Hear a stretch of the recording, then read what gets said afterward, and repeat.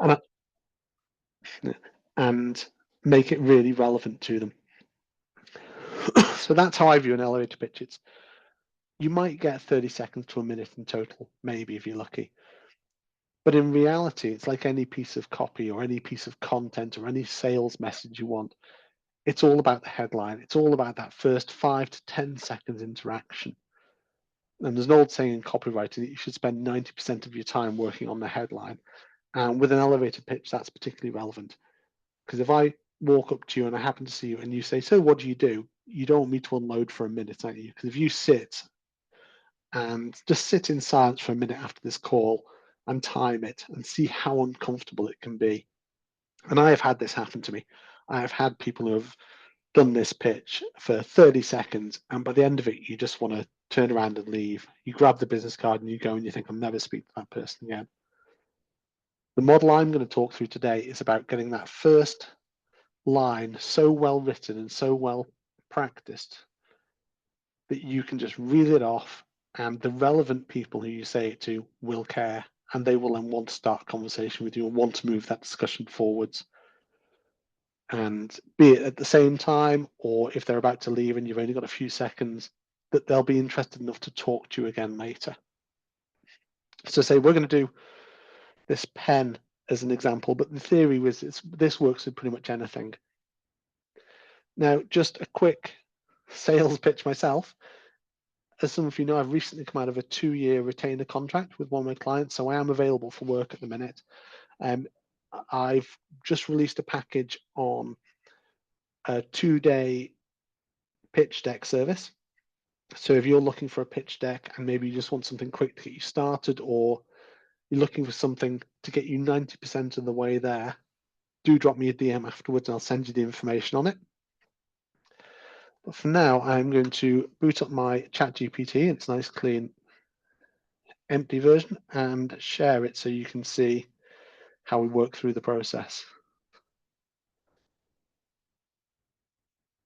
There we go. So you can all now see this is normal ChatGPT. I've not put any custom commands in here. If you've been to any of the ones I've talked about AI, or if you come to the one next week on AI agents, we'll be using this again, but we're going to do some custom stuff in it. I do have a load of custom personal GPTs I use for this sort of thing, which enable me to do some of this in a more tailored way. But for the sake of this and the sake of 45 minutes, we'll just do the basics. So again, you want to forget about info dumping and don't do that. You want to hook the opponent or hook the person you're talking to. So your basic structure you're going to use, and this is something you might have seen on LinkedIn before. It's called the helping headline. So we help, and I'm just typing as I do this live.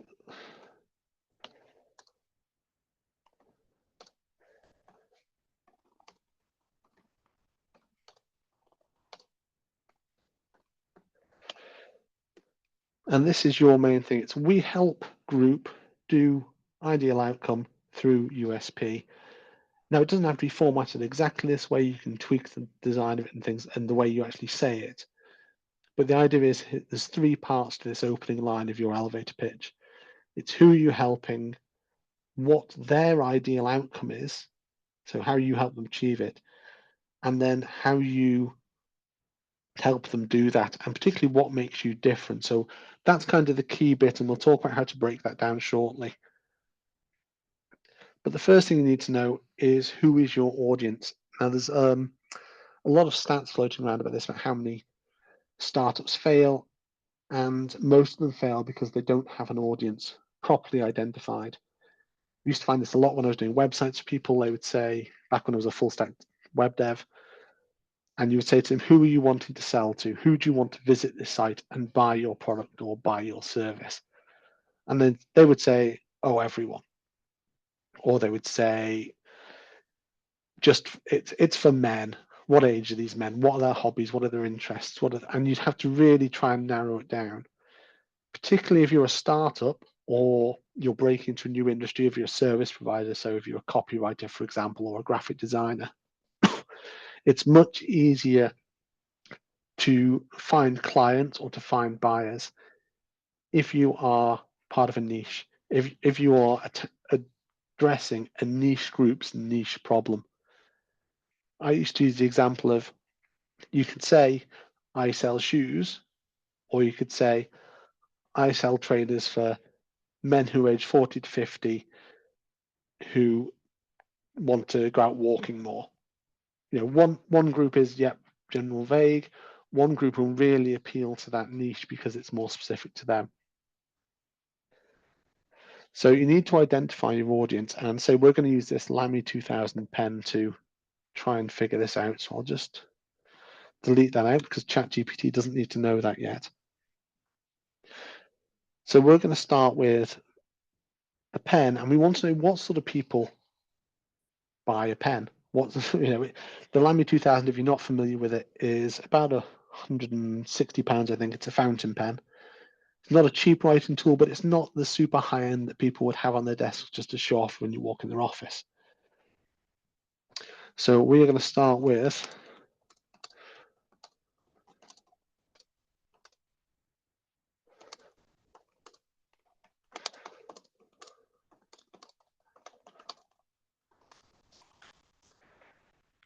So first of all, we're just going to identify general groups, and then we're going to narrow down what particular problems they are facing. So we've got here, what sort of group would use a mid-range fountain pen or want to buy one like the Lamy 2000? Let's start vague, and then we can narrow it down. It might be, and hopefully, if you're doing a product or a service, you've pre-identified your audience before you're doing it. But it might be you have a particular skill or a particular product idea, and you're then looking to find out which group it will fit, which is how we're going to approach this for this elevator pitch. Now, the reason I'm showing you this with ChatGPT is I'm very familiar with GPT. I've been using it. I had the developer access for it fully live.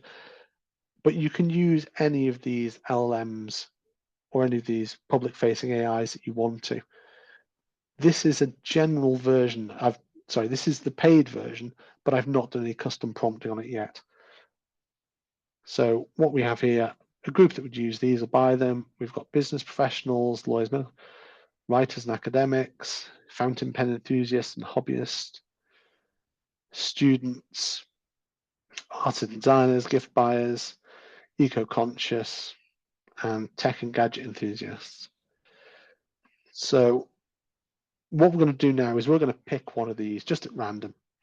What you would do if you're working on your own product thing is you would look at these as demographics. You would say, right, what is my potential audience for these? In particular, which ones can afford to pay for the product or service I've got?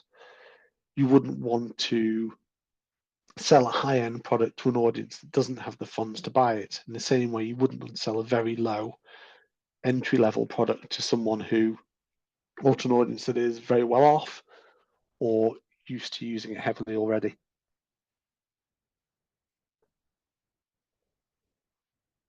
So we've got here, we're going to actually pick, if any of you came to my last LinkedIn Live, I did the copywriting with ChatGPT one, I did the same pen then.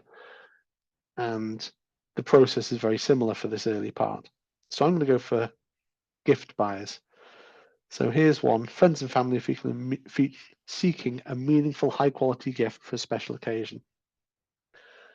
So if we look at that helping headline, I help, this is the first part of it, but friends and family seeking a meaningful, high quality gift for special occasions is obviously too long to fit in that.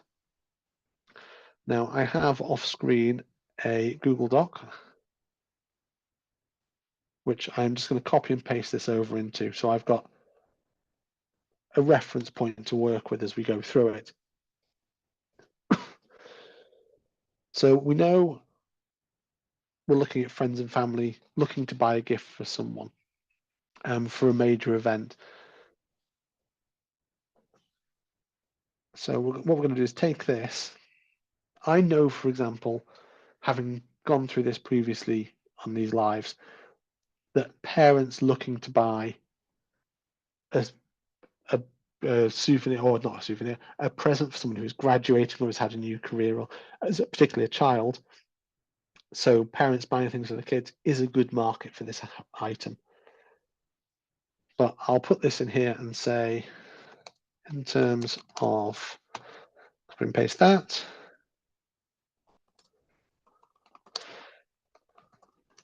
What specific audiences fit? Now, ChatGPT, if you've not used it before, likes to talk a lot. It really likes to go on about things. It likes to pad out its answers. Again, that's just because of the sort of the training it's had and the copywriting material that's been fed into it tends to be around that. So anytime you're using it, you have to remember it's been based on people who often were given a word count to write to. And if you're given 1,000 words to write to and you've only got 100 words worth of content, you padded a lot.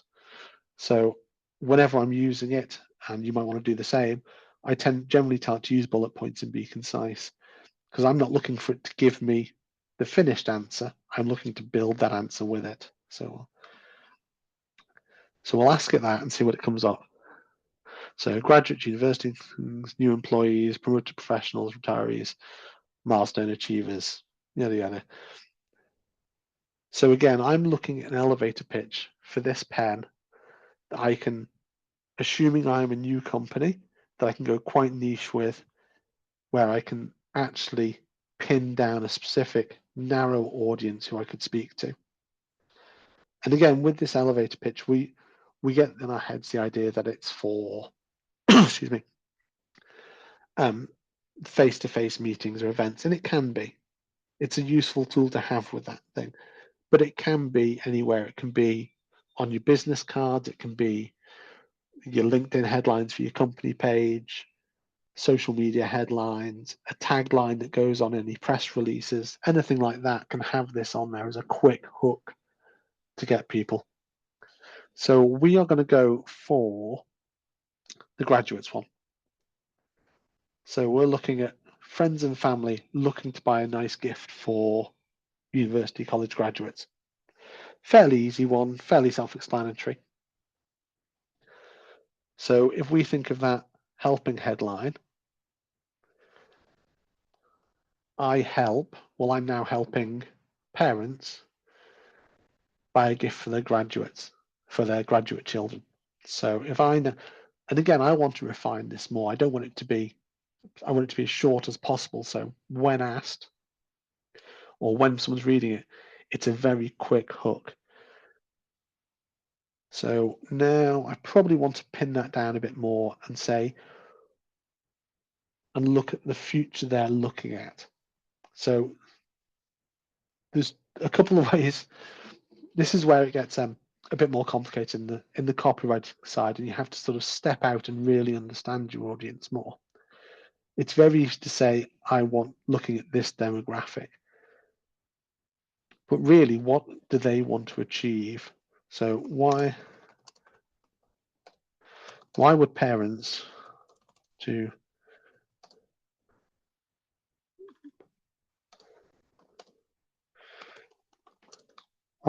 want to buy their graduating children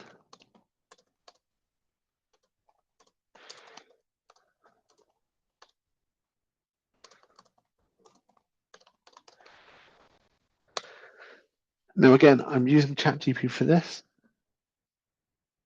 Let me just correct my grammar there. Why would parents want to buy their graduating children this sort of gift? What do they want their future to look like as a result? And as I write this, I have to be aware that ChatGPT may interpret this slightly differently to how a person would. Particularly the subject and objects of things, it sometimes picks them up the wrong way around. Because I want that helping headline, the I help X, to be really punchy at the start. So anyone who's in the right demographic thinks that is exactly like me. I put a post on LinkedIn a few days ago saying it's a bit like horoscope writing, because horoscopes, there's only ever 12 of them you write per month or per week, wherever it is they do release them. But they have to be broadly appealing while feeling very specific. So And again, it's very wordy, this answer. So I think, just skimming through these, we've got symbolism and significance, practicality and usefulness, longevity and durability, personal growth development, emotional connection, future aspirations. Okay, so what I would personally do now is I would start writing these down and start playing with them a bit, because we're only doing a short outline here. We'll just pick one at random, or pick one that I like the look of anyway, and then we'll start working with that. So looking at this, actually, there's one here that's quite nice, the personalized gift. So if I say, and again, I'm just writing into my Google Doc, which I'm running parallel to this.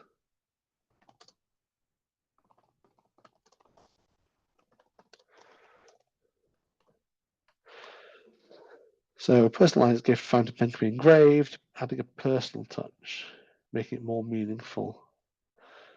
So now we start to get some sort of structure to this outline. And maybe as well, if you're still refining your product as you write your pitch deck, or as you write your elevator pitch. So if you're talking to investors still, you're still at a very early stage, or you haven't maybe finalized everything. Particularly if you're in a development project with a development cycle, you may find that things slide and things get swapped around occasionally.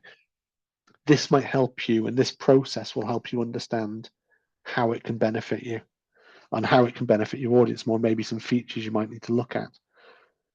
So let me just note down a couple of things here. So I help parents buy where was it here?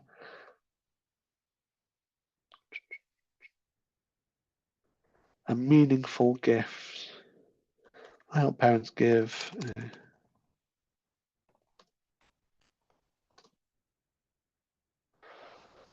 for major life events. Just correct the typo on that. Now that's still a bit floaty, but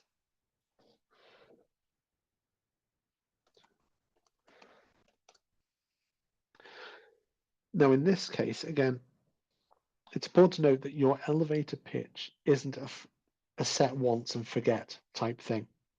You're not going to use it, or not going to write it once and use it for every single person you see from then until the day you die. You need multiple ones. You need multiple elevator pitches depending on who it is you are talking to.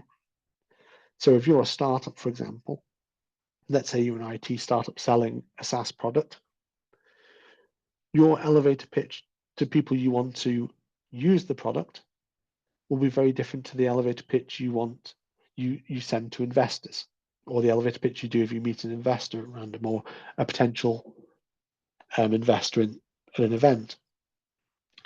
So this is why understanding the audience is so important, because otherwise you end up with a single one that tries to do everything. So in this case, the elevator pitch was, we make pens, we make nice fountain pens. And it's very vague, it's very floating, there's very, so what, you're another ones that do X. So you want to really personalize this and make it quite custom. But what we're going to do is, once we've got the basics in place, we then use ChatGPT in this case to really strip it down and make it as punchy and effective as possible. So I'm going to take a couple of bits out of this actually. Help parents give a meaningful gift to loved ones for major life events. To encourage a lifelong blah, blah, blah. Let's put that bit in as well.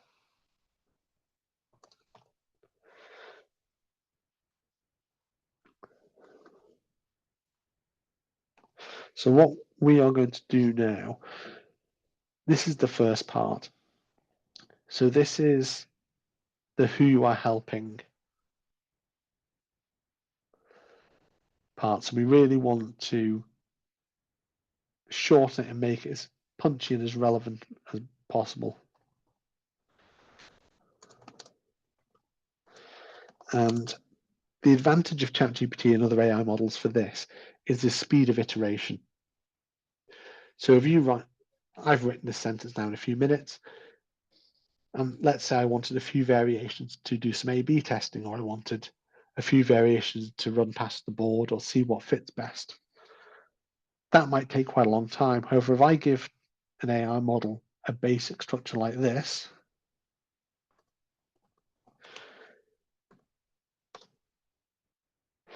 I can say shorten the above, giving 20 variations. And what it will do is it will look at those and see, and it'll give me a load of variety of them. And I can then start to choose these, pick out bits, skim through them, help loved ones pursue knowledge, and writing with meaningful gifts is a bit weirdly structured. Now, what it's done is quite interesting here. So I've specifically mentioned in my version parents and loved ones. It's kept the loved ones, but it looks like it has removed the bit about parents. So when you're writing your elevator pitch, part of it is looking at the emotional hooks. So I want to get on to the next bit about the USP. So I'm just going to quickly do this repeat. And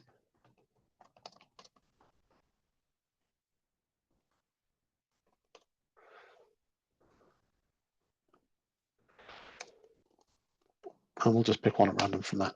So what I'm doing is asking it to repeat what it's just done, but ensure the words children and parents are used. So in fact, we're just going to pick this first one.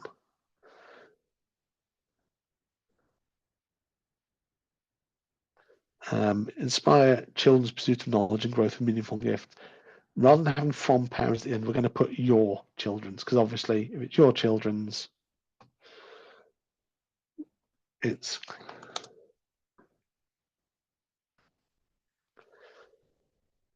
now that's the first part. That's who we help. What do we help them do? Well, we help them give. So we help parents with children give gifts of lifelong learning and personal development. Now, I probably wouldn't go for this one really, but again, we're a bit short on time, so I don't want to spend too long on this side. The next bit is your unique selling point.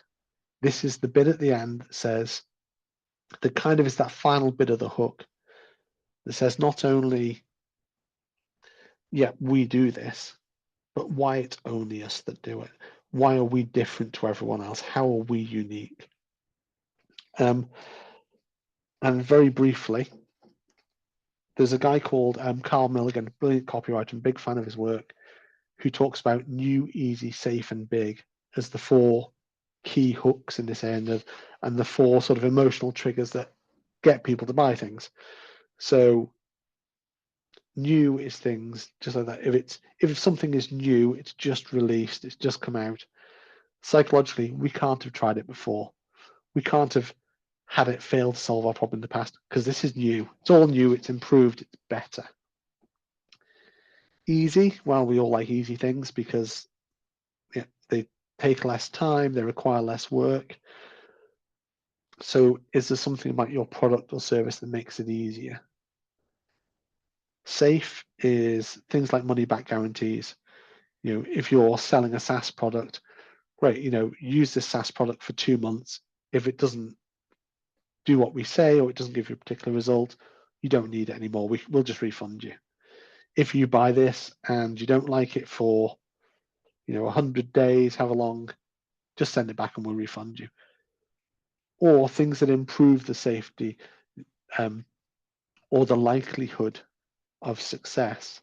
So when people talk about having a certain number of clients or having worked with so-and-so, if you see on LinkedIn, people have ex-Google, ex-Microsoft on, that's this side of safety. It's that reliability of, I've done this in the past, so we know it's going to work. The last one is big.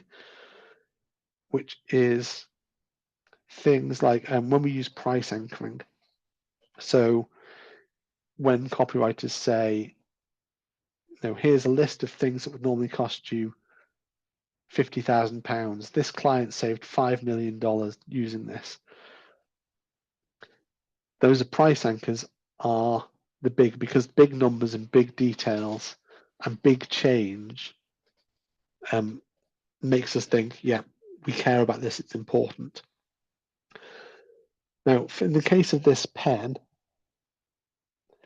we can look at any number of these. And again, it would depend on the exact product you're selling, how this would all fit together.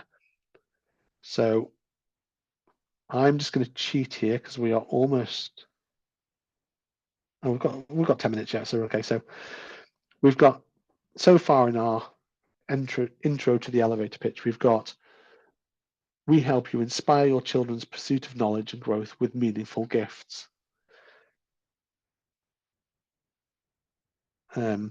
So let's tweak that a bit.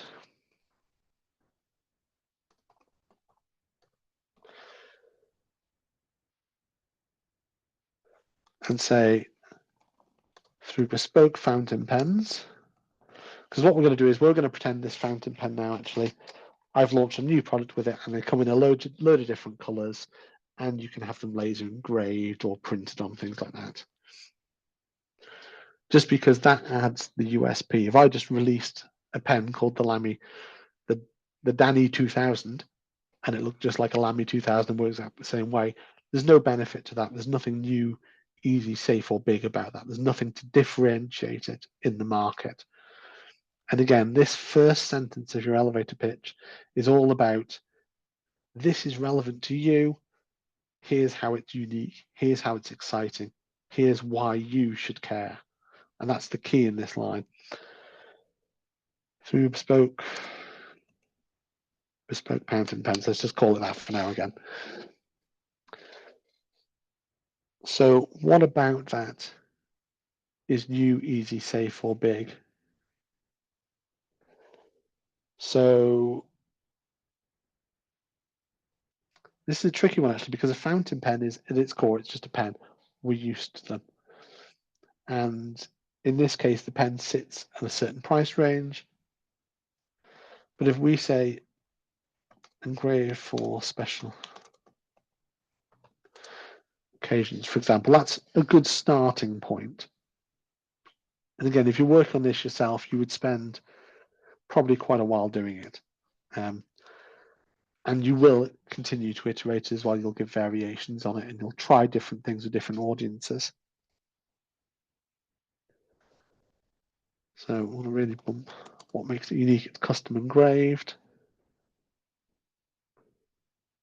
I'm going to delete off the meaningful gifts because we're only selling a pen. We're not going to sell lots of other gifts. Now again, the advantage with this, and the advantage of an elevator pitch like this and building it in this way, is you keep all of this information. So you end up with a swipe file, a document where you can say, actually, inspire your children's pursuit of knowledge and growth isn't quite right. Maybe actually we want to do the gift. So we say, inspire, instead of that, we help you give a gift.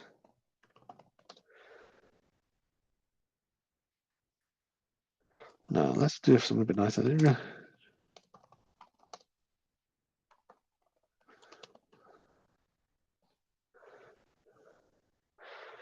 Just change that a bit.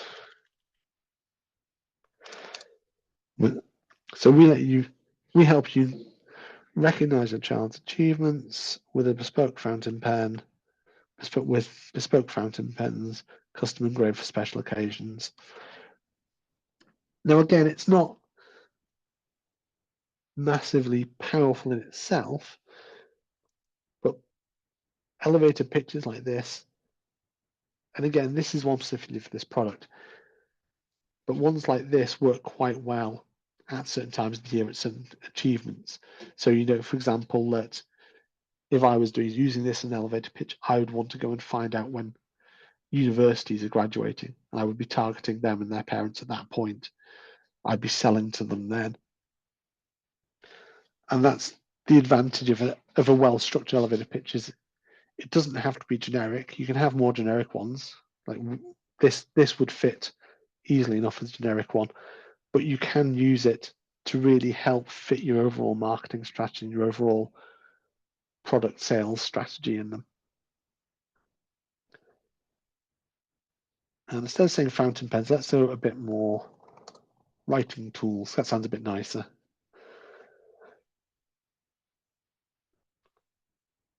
So we've got help you recognize your child's achievements with bespoke writing tools, custom engraved for special occasions. Now, again, we might say, I would probably go for live events here personally, but let's see what, again, we want to use ChatGPT's skills here and get some variety. And again, the advantage of it is it may come out and have some ideas that we wouldn't have, but it'll certainly do it a lot quicker, and it'll give us that option of choosing what we want.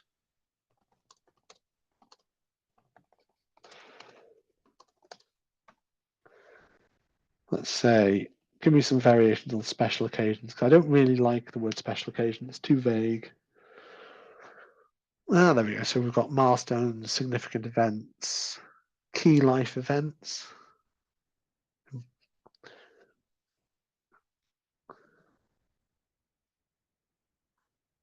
I quite like major milestones. So if we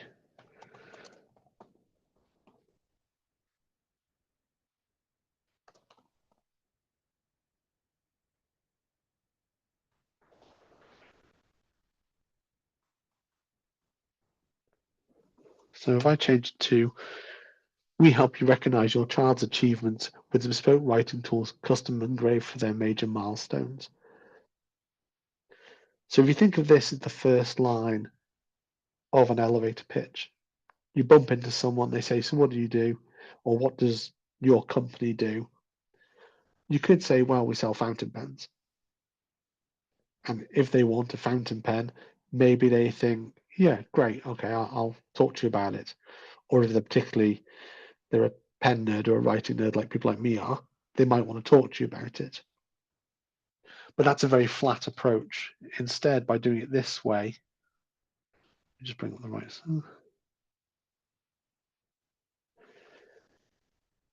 You end up with a benefit statement. And it's a benefit that the people in this niche audience will really care about.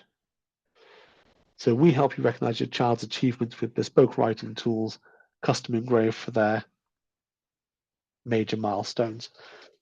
So that, rather than being a 30-second, we make fountain pens, they have this sort of nib on, they're custom filled, they come with lots of different inks, you can get them in different colors. Yeah, we do laser engraving as well, and the sort of thing people normally give in an elevator pitch. This is a conversation starter.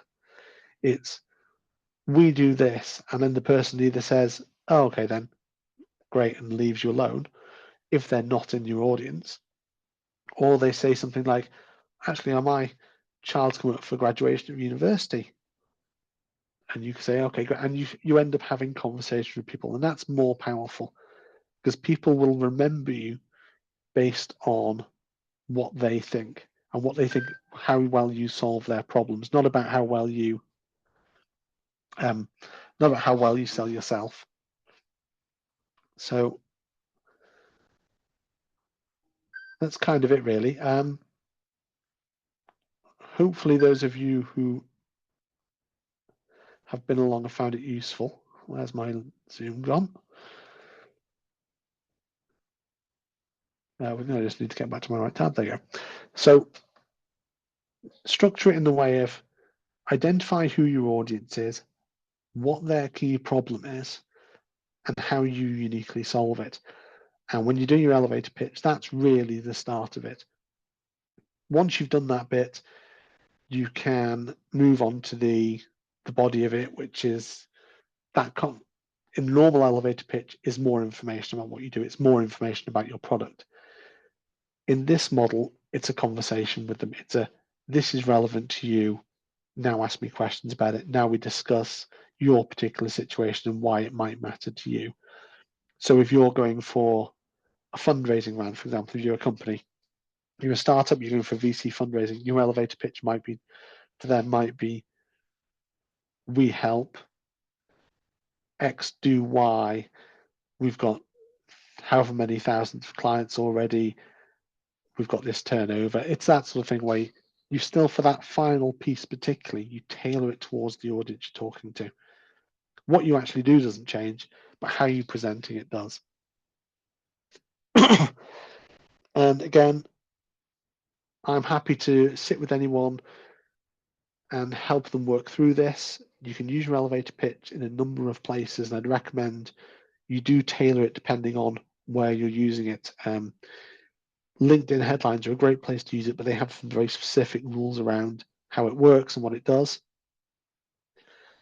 And yeah, I think we are about done. Hopefully this pen will probably make an appearance next time I do one. In next week's event, I'm going to be talking about AI agents specifically. So these are particular AI models designed for specific solutions and designed to do specific things. So with ChatGPT today, we're just using the generic one to show you. Next time, we'll be talking about the agents more. But thanks very much for attending. If you do have any questions, do feel free to drop me a DM. And I will talk to you later. Cheers.